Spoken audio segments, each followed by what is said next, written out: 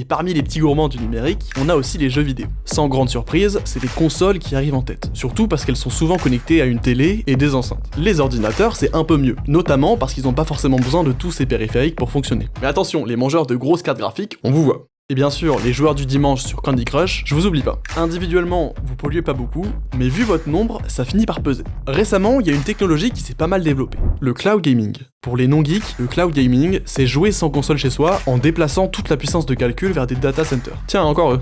Donc bien sûr, ça a un impact assez important parce que des data centers, mais il y a quand même un cas de figure où le cloud gaming reste plus intéressant que de télécharger un jeu. Par exemple, d'après l'ADEME, si on prend un jeu de 77 gigaoctets, il vaut mieux jouer en cloud si on y passe moins de 6 heures.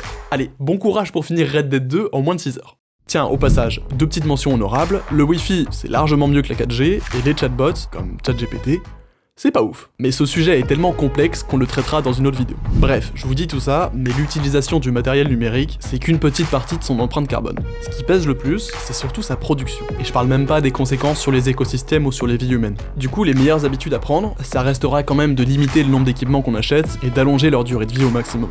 L'idée derrière cette vidéo, c'était pas de vous dire arrêtez de regarder les vidéos de Squeezie, sinon la planète va exploser. L'idée, c'est plutôt de souligner que tout ce qu'on fait a un impact, même dans les activités qu'on n'imaginerait pas. Ah, j'oubliais, la vidéo en 144p. Je vous montre ce qu'elle cachait ? Oh bah peut-être pas en fait. Je pense que vous avez compris tout seul le message que je voulais faire passer.